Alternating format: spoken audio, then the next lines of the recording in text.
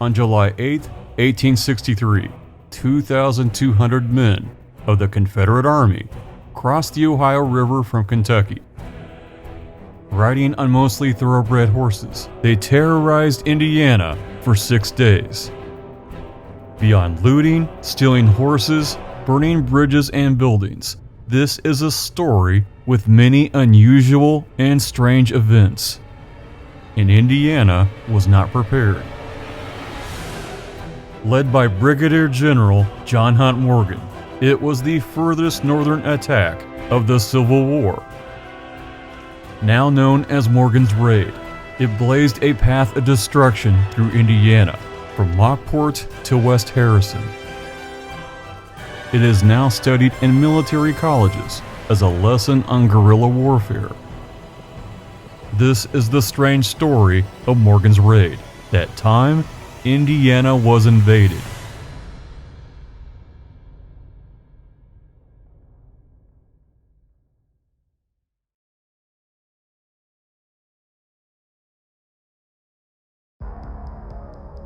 Morgan's raid across Indiana was not done without planning and intelligence gathering.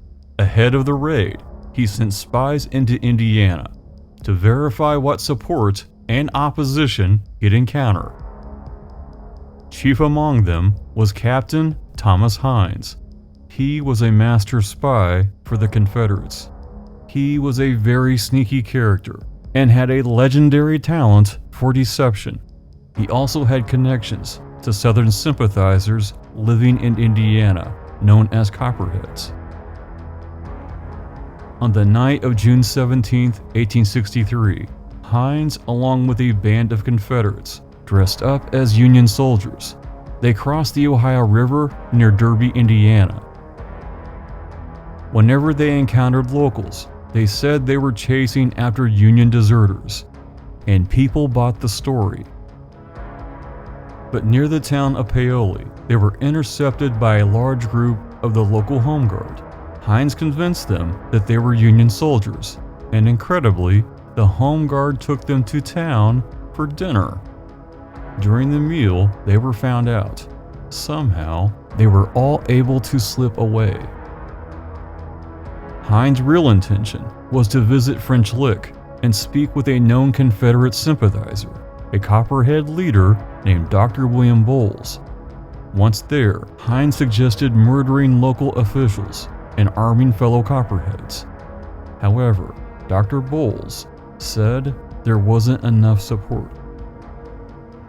Knowing that Union forces were on their trail, Hines and his men raced to Leavenworth to cross the Ohio River to Kentucky. They reached the shore on June 19th. However, a large group of Union soldiers and the gunboat Izetta fired upon them as they attempted to cross. While over half the rebels chose to stay and fight, Hines and the others jumped in the water and swam for Kentucky. It was but one of many incredible, uncanny escapes, both during the Civil War and beyond. He would be very valuable to General Morgan.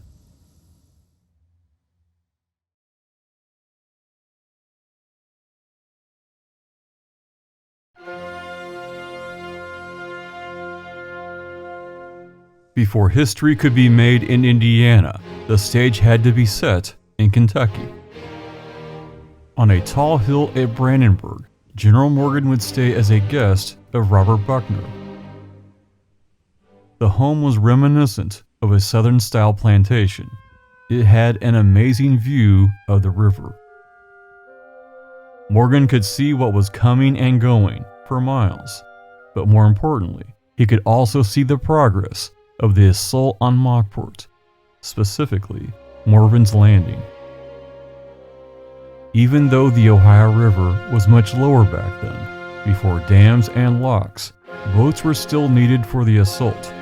This would be no small task, as somewhere around 2,200 men needed a ride, along with horses, cannons, and equipment. On July 7th, 1863, a local man, a Confederate sympathizer, wearing a white linen suit, like Colonel Sanders, waved down the John T. McComb's steamboat. Once it landed, Confederates quickly boarded and made around 50 passengers leave. They then took the boat to the middle of the river and anchored it, pretending to have trouble. When the newly built Alice Dean came down the river, the captain pulled up to the John T. McComb's to offer assistance. The Confederates quickly took over this steamer as well. They then had 2 boats for the massive assault, but not everyone was for this invasion. Morgan had briefed his superior, General Braxton Bragg, about his plans to raid Kentucky, Indiana, and Ohio, to which Bragg replied, "I like everything you said, except crossing the Ohio River into the north. Go ahead and raid Kentucky. Capture Louisville if you can. But do not, I repeat, do not cross the river. Stay in Kentucky. Go anywhere you want in your home state, but I command you to stay south of the river." Many of Morgan's men had joined to protect their hometowns in Tennessee and Kentucky. They had no interest in crossing the river and fighting people in Indiana. A religious young man from Tennessee said, "I have no quarrel with those people. I am perfectly willing to fight for my homeland, but making war on civilians in the North, I cannot do." He then went home. Many of Morgan's men were just teenagers, looking for a little adventure. In fact, very few were over 25 years old. Morgan himself was only 39. He did not use harsh discipline on his young army, making him very popular. In fact, he didn't even wear a uniform. Instead, he wore a Southern gentleman's riding clothes. And when Morgan arrived at Brandenburg, the first order of business, busting open 3 kegs of whiskey to loosen up the men for the assault. One by one, they passed by the kegs and filled their canteens. It's interesting to note that the Confederate Army did not provide horses. Every man on a horse had brought his own, and these were many times some of the best Kentucky thoroughbreds. So mix teenage hormones, guns, whiskey, and a fast horse, and this explains much of the crazy things that happened later during the raid. Riding with Morgan was his second-in-command and brother-in-law, Basil Duke. At the time, he was only 25. Before the Civil War, he was a lawyer at St. Louis. Ironically, he would later become a prominent Louisville citizen, where he had raided during the Civil War. On the hill beside the landing is a monument to Confederate soldiers killed during the war.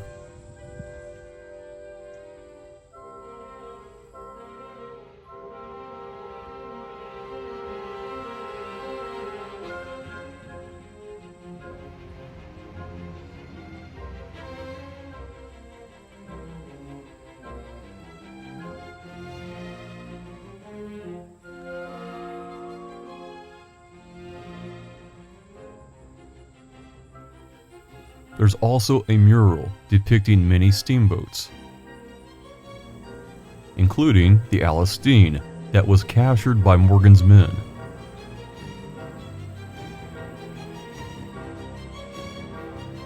And a large painting of Morgan riding into Brandenburg with his men. There is some artistic license going on in this picture. Morgan was not in a uniform, and neither were most of his men. In fact, many were barefoot. Also along for the ride were 3 of Morgan's brothers: Calvin, that was 36, Richard, 27, and Carleton, 24. Just days before arriving at Brandenburg, their younger brother, Thomas, was killed by a sniper. He was only 19. With horses, alcohol, bravado, and a sense of vengeance, the stage was set to make history.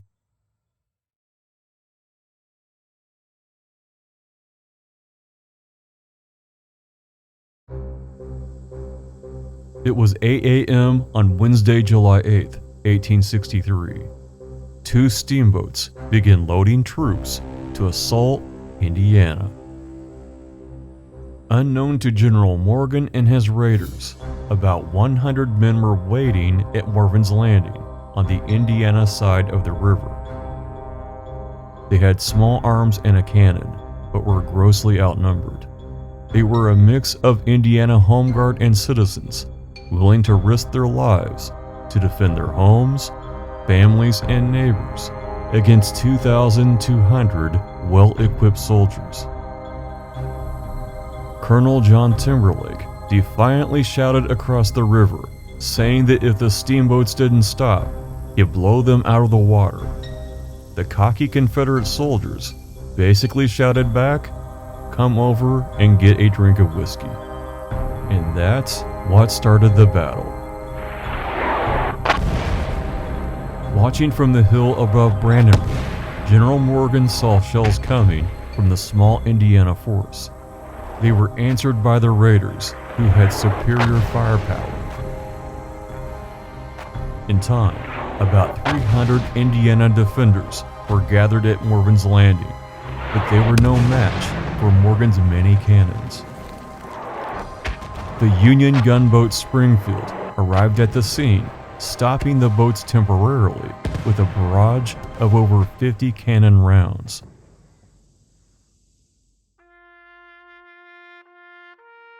But when all was said and done, 3 Confederate horses were dead and several raiders injured, but not a single killed. However, Indiana lost 2 brave men, Joria Nance of Laconia and Lieutenant James Current of Mockport. Greatly overwhelmed by the Confederate firepower, the Indiana forces retreated into the woods. It took about 16 hours to ferry all the raiders, their horses, supplies, and cannons to Indiana. General Morgan then ordered both the Alastine and John T. Macomb steamboats to be burned and sank. However, his second in command, Basil Duke, was friends with the owner of the John T. Macombs. It was spared and sent on its way. But the Alastine was set afire and sank into the Ohio River, where it still resides to this day. The raiders advanced inland. Lopp's Mill was burned to the ground because someone used it as cover when shooting at the rebels. However, it was not the owner of the mill. The owner begged Morgan for mercy, but it was burned anyway. They took food from any citizen that had any and stripped entire fruit trees.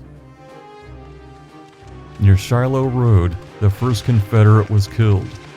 As the raiders thought this shot came from a nearby house, they directed their fire to it and demanded that whomever was inside come out.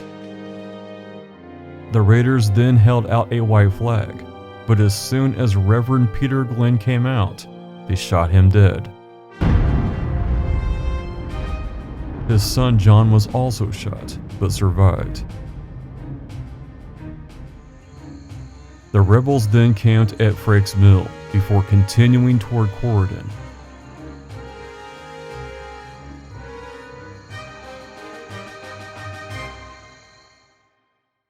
Though greatly outnumbered, the brave Indiana force regrouped and planned Part 2 of the resistance.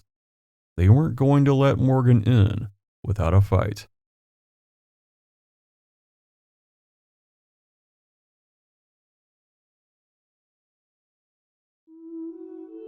I've heard it said that there are 3 types of people in this world: those that make things happen, those that watch things happen, and those that wonder what happened.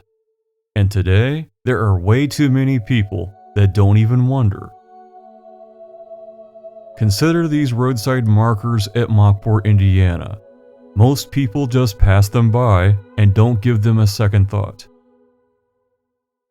Sometime back, Indiana decided to commemorate Morgan's raid and honor the brave people that stood against his attack. These historical markers and kiosks are all over southern Indiana, telling the story to whomever gets out of their vehicle and reads. If you know where you're going, this is definitely traveltainment, a scavenger picture hunt, as some of these markers are a genuine challenge to find. But with some snacks and a cooler, it's time well spent in beautiful countryside in historic towns. And if you read The Longest Raid of the Civil War by Lester Horwitz, it's like driving to movie locations, except these places are where real history happened. Just realize that General Morgan did not travel in a straight line. He had diversions going in many directions at the same time. This created the chaos he was hoping for, but makes for an interesting day on the road, especially if you take the gravel roads into the country. This one near Vernon is where Morgan's men crossed the river. If you don't have a 4x4, it will ruin your entire day. There is no warning. The road goes straight into the water. If it's not paved, drive slowly and pay attention. For a fact, the people of Mockport have never forgotten Morgan's raid. They even have a mural at their park.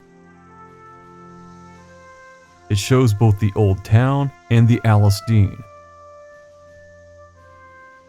It was a sizable steamboat at 880 tons and 182 feet long.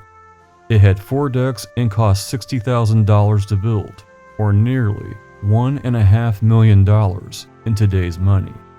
It was only 4 months old when it was sank.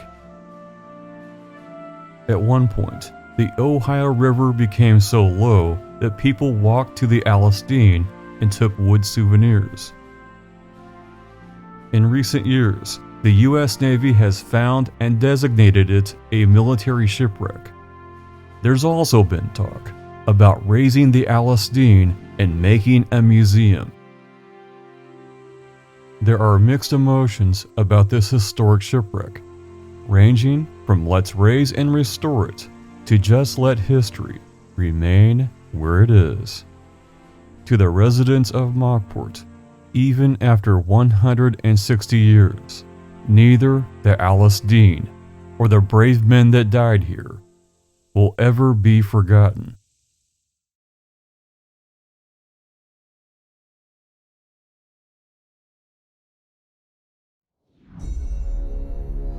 The people of Harrison County knew that Morgan would attack Corydon, previously the Indiana Territory capital, then the state capital until 1825. Corydon was a prime target due to its wealth and commerce. Though massively outnumbered, there was no choice but to fight, and that's just what they did. Members of the Home Guard, Indiana Legion, and everyday citizens worked all night to set up a rail fence fortification along the roads leading to Corydon. Men with rifles were placed at every tactical opportunity. Another distinct advantage were a Legion with Henry repeating rifles that could fire 15 rounds before needing a reload.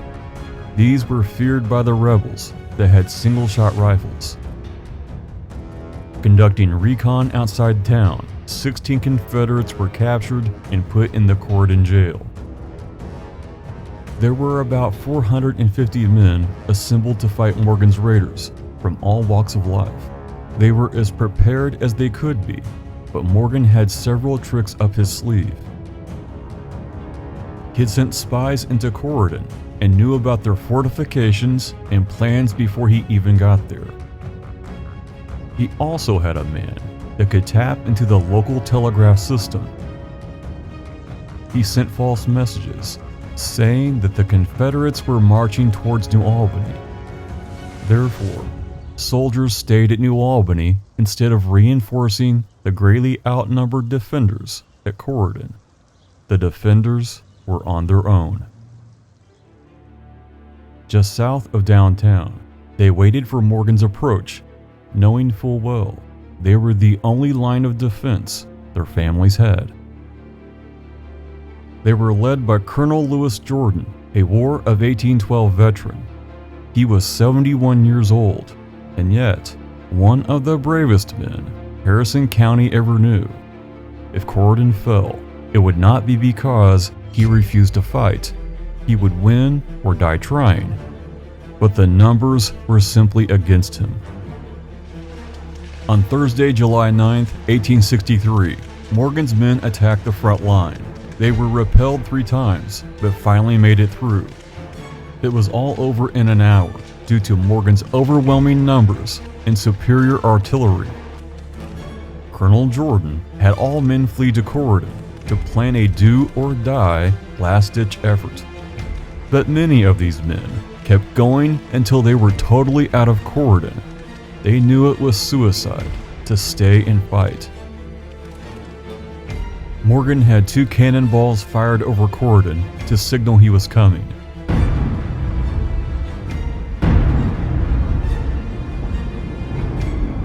Without reinforcements, Jordan had no choice but to surrender and prevent a massacre.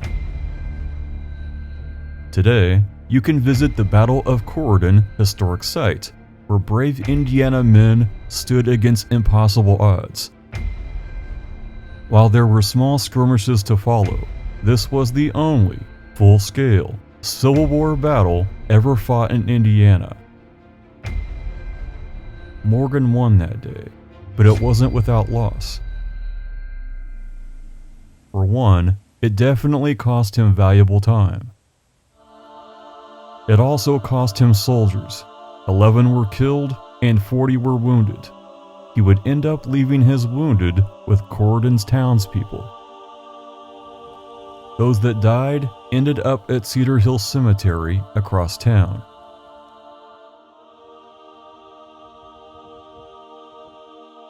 On the Indiana side, 4 were wounded and 5 died from the Battle of Corydon. 3 were killed at Mockport, making a total of 8 Indiana citizens. But General Morgan was just getting started. He had the town of Corydon and many ahead to terrorize on his long journey across the state. Occupying the Eagle Hotel, where the Kentner Inn is today, he demanded ransoms from people with mills. He threatened to burn them down if he didn't receive $1,000 apiece. In today's money, that was over $24,000. It was negotiated down to $500, and no additional mills were burned. He then marched the captured Indiana defenders around the Capitol in humiliation. Not needing prisoners to slow down the raid, Morgan said he would let the over 350 men go home, provided they promised not to fight. They all accepted the offer. The town was then looted of thousands of dollars, and every available horse was stolen. In Corydon, you can see the Colonel Jordan home, a private residence. The Cedar Glade Plantation, where a large number of people hid from Morgan, also a private residence. And at the Discovery Center, a multimedia exhibit about the Battle of Corydon.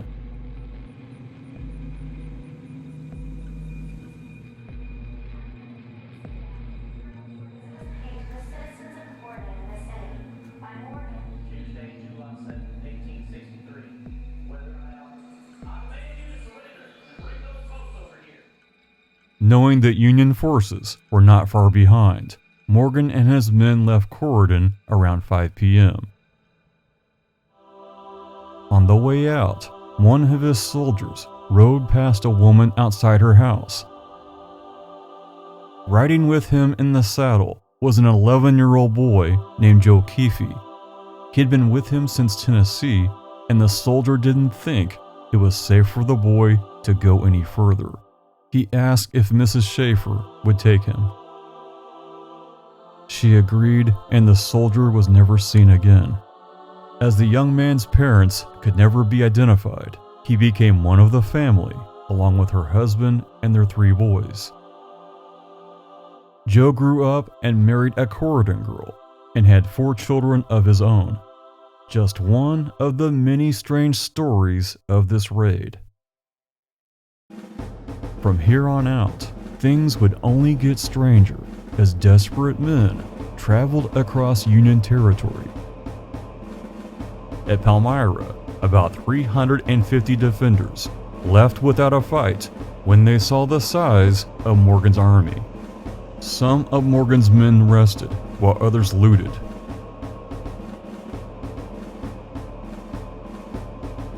Morgan's telegraph specialist tapped into the line and learned that 4,000 Union troops under General Hobson were crossing from Kentucky. They would spend the night at Palmyra, but from here on, there would be no rest for the wicked as Union forces closed in. Tomorrow, they would head for Salem and do more damage there than any other town in Indiana.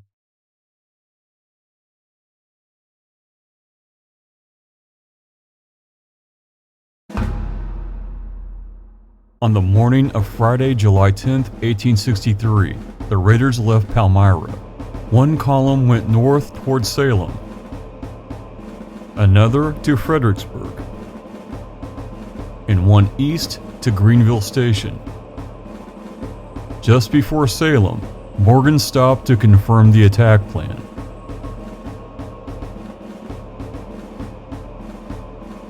A detachment was sent to Farabee, where they burned a railroad depot. They also destroyed telegraph lines. This way, there would be no way for Salem to relay they were under attack. As soon as they saw the overwhelming number of Morgan's men, Salem's defenders ran toward town but were quickly surrounded, about 300 of them. They were rounded up around the courthouse square. Not a single shot was fired by either side. Morgan assumed headquarters on the southeast side of the square. Unknown to the general, a large amount of railroad gold was hidden only a short distance from where he was. And as a diversion, men at the depot put tools in a strongbox, and Morgan's men wasted time trying to open it. The raiders burned the depot and 2 wooden railroad bridges. They also tore up a large amount of railroad track.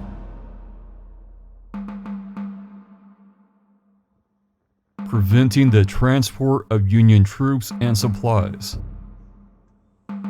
Just like at Corridon, Morgan demanded $1,000 apiece from all the mill owners. He even took time to issue receipts. The raiders then went crazy in Salem, stealing whiskey, money, and things they needed.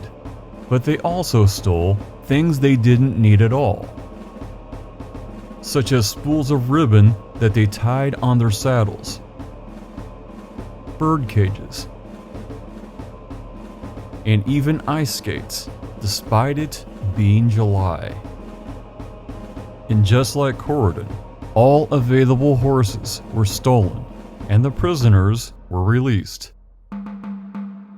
By the time all was said and done, it was said that no town in Indiana suffered as much as Salem. Morgan had planned for another detachment to reconnect with him at Salem, but they never showed up. They were delayed near the Ohio River by Union troops. Then, at Pekin, on July 11th, they were intercepted. 1 rebel was killed, 5 were wounded, and 20 were taken prisoner and sent to the New Albany jail.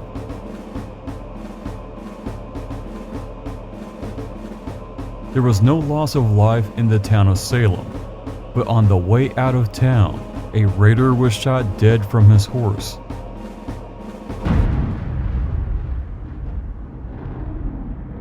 The rebels then returned fire to a nearby home, killing 3 men, including the homeowner. They then set the house on fire. When it was all over, one Confederate soldier lay dead. There were 2 dead citizens and a dead father surrounded by his wife and children that were crying by his side. Captain Coombs later wrote how he longed for home and how he considered it an unjust war. A family lost a husband, father, home, and all their worldly possessions, all due to a raid that accomplished absolutely nothing. But justice was not far behind.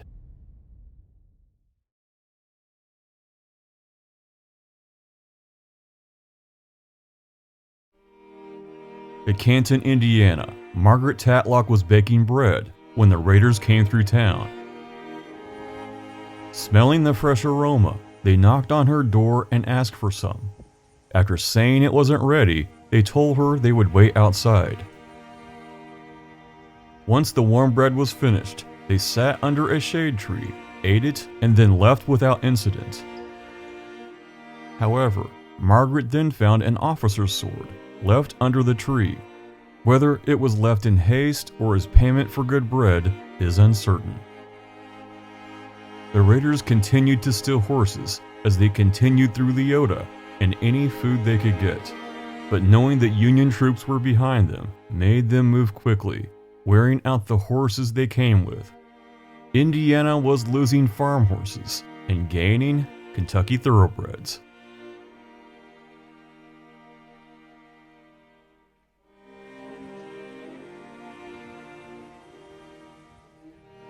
The men rode hard to Vienna before taking a break.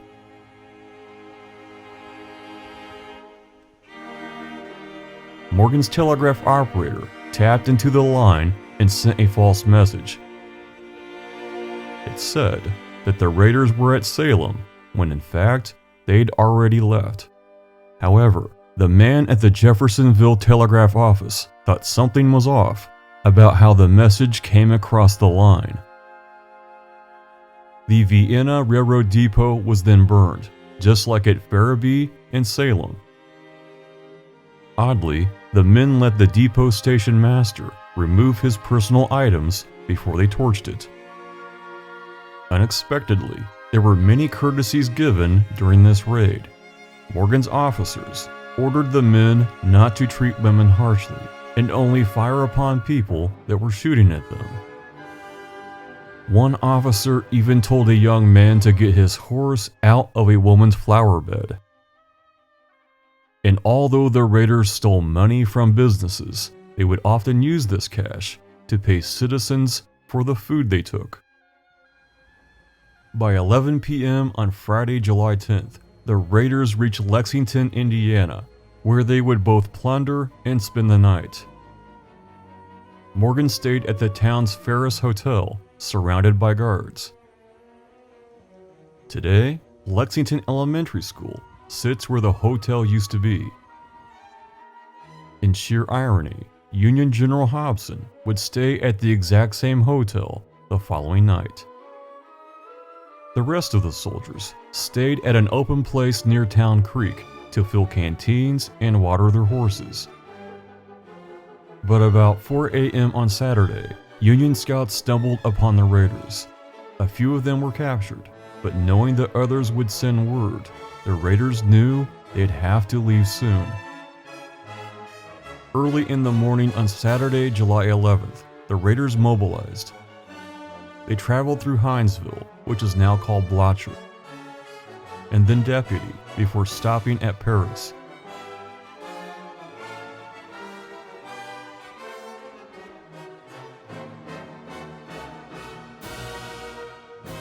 They used the local well to fill their canteens and water their horses. And because there was a general store, they looted it as well, all without opposition. But coming to Vernon, Indiana, was a different story. At about 6 p.m. that evening, Morgan sent a message for the town to surrender. The Home Guard commander, Colonel Williams, replied back that it wasn't going to happen. Vernon had 2,000 men that were ready to fight, and over 1,500 Union troops were on their way.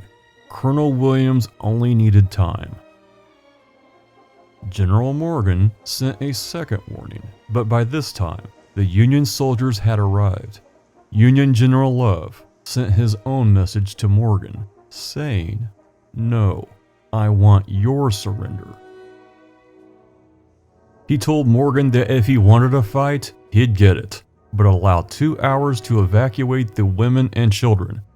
But Morgan already knew from the telegraph tapping that Colonel Hobson was coming, so used those 2 hours to get away. Morgan then retreated to DuPont, Indiana, arriving there at 8 p.m.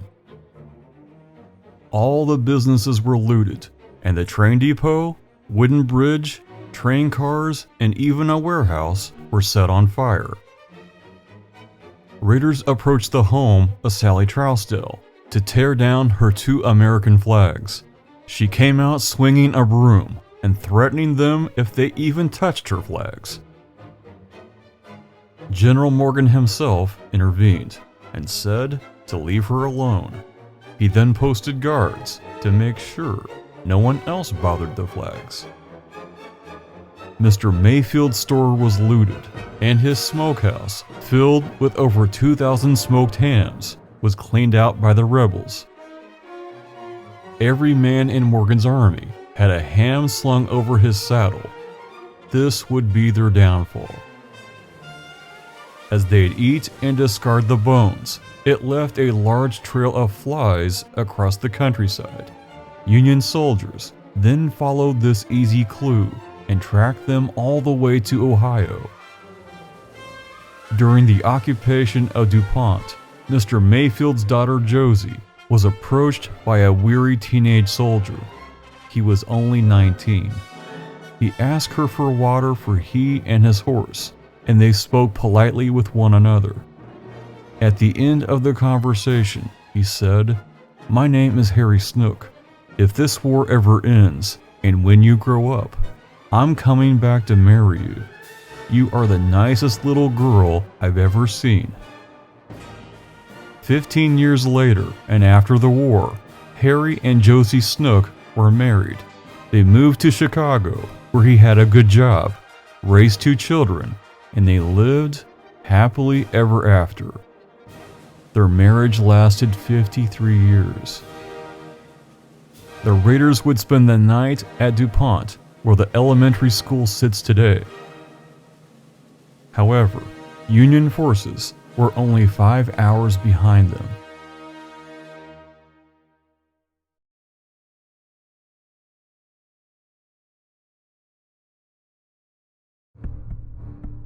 Early the next morning, the Raiders left DuPont, going towards Bryansburg.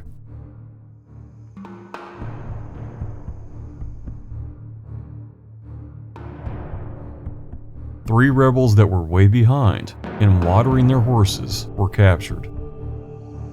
This area is now the Big Oaks National Wildlife Refuge. They were taken to Madison, where an angry crowd wanted to lynch them, having heard of all the looting, burning of buildings, and murders they'd committed. That afternoon, Morgan arrived at Versailles and ready to plunder.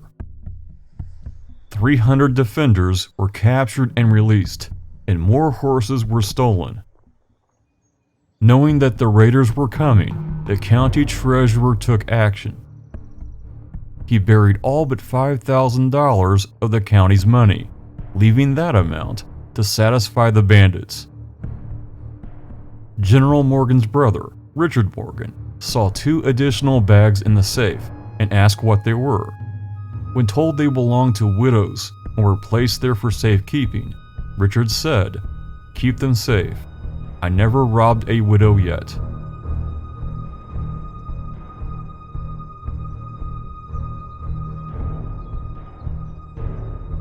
some of Morgan's men broke into the local Masonic lodge and stole relics. Morgan, himself a Mason, reprimanded his own men and made them take the items back. At this point, Union General Hobson was only 4 hours behind.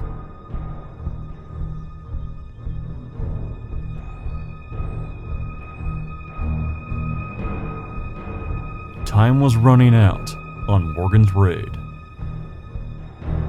The raiders burned bridges at Osgood and Milan, and also here at Pierceville.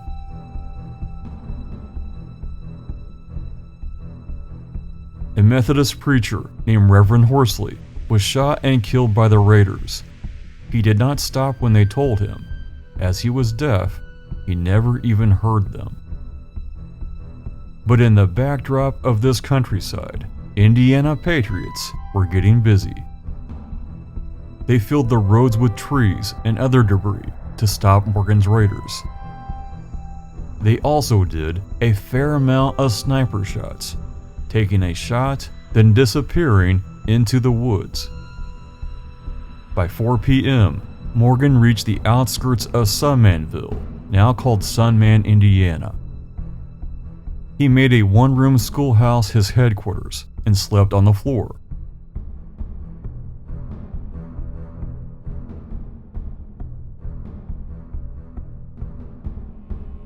His men made camp in the St. Paul Cemetery across the street.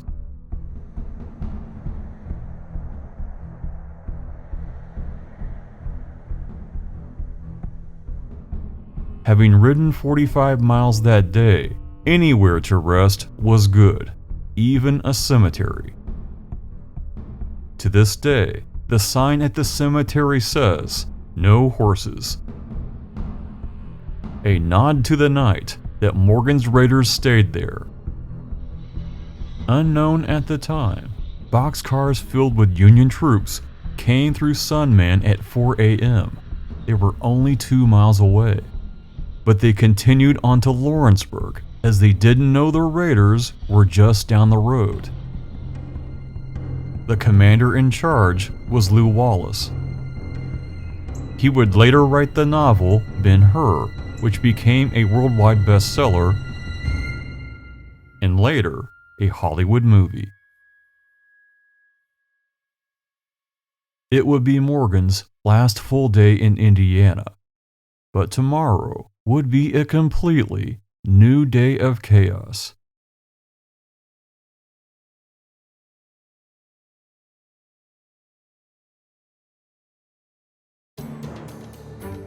On Monday, July 13th at 5 a.m., the raiders left Sunmanville for New Alsace, Indiana. While Father Weishaupt was conducting Mass at St. Paul Church, the raiders stole his horses.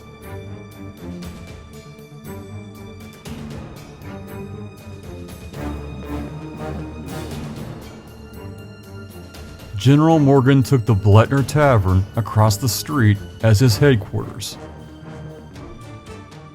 The Gepard Tavern was next door. He went upstairs and slept 4 hours. In the meantime, his men looted the town. Many got breakfast at some of the taverns.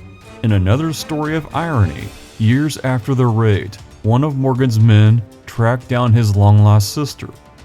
He found she was actually working at the tavern that day. She served her own brother breakfast without even knowing it. Having crossed Tanner's Creek, they burned the bridge behind them. Crossing into Dover, the raiders looted James Murtaugh's tavern.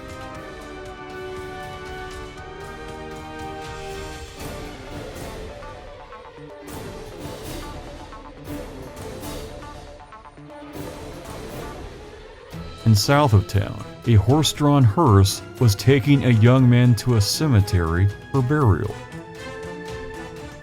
In the middle of the funeral procession, Morgan's men took the horses that were pulling the hearse. Clearly, the men were desperate for any horse that would get them down the road. The same thing happened with another funeral at Bright, Indiana.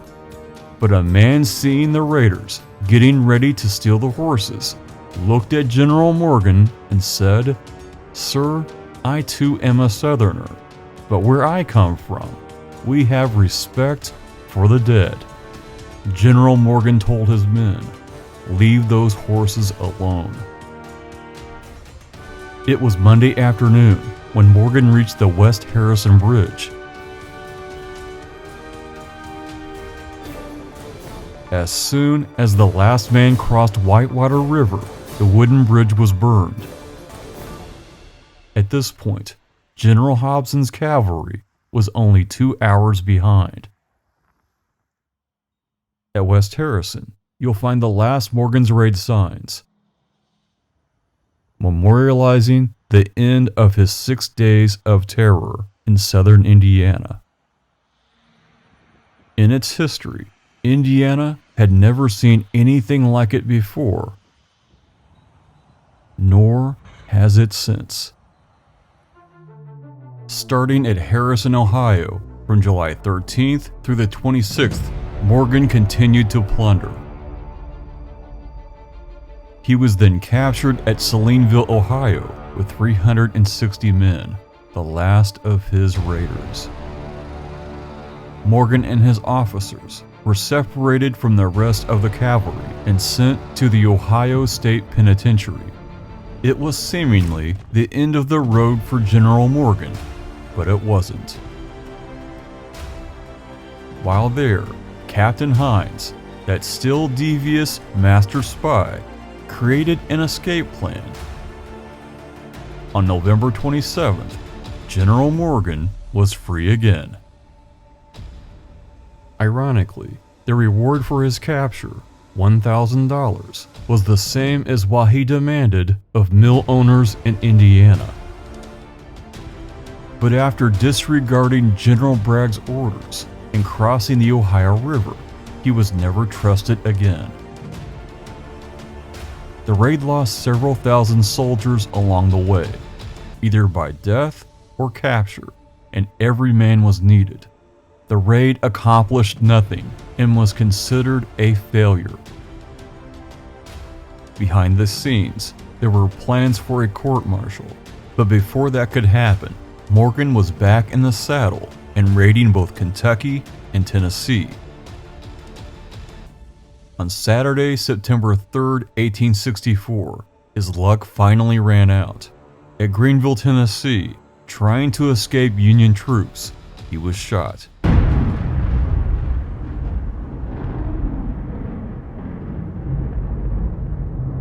The invincible Thunderbolt of the Confederacy was dead at 39 years old. He was buried at the Lexington Cemetery in Kentucky.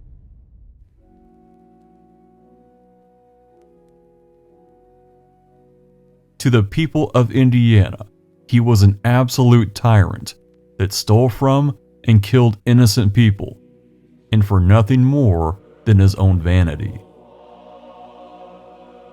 At the same time, to many Southerners, he represented the glory of the South.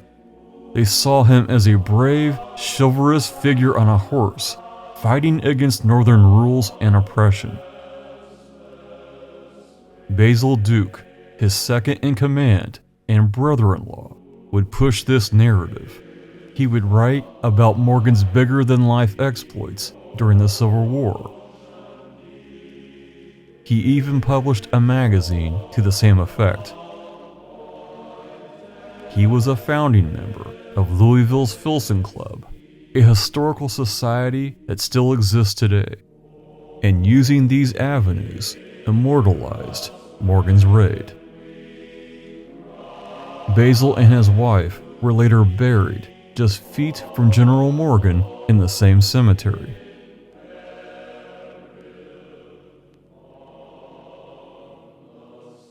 And Morgan's master spy, Thomas Hines, became a lawyer and practiced in Kentucky. He wrote articles about the Civil War for Basil Duke's magazine, also glorifying Morgan's raid.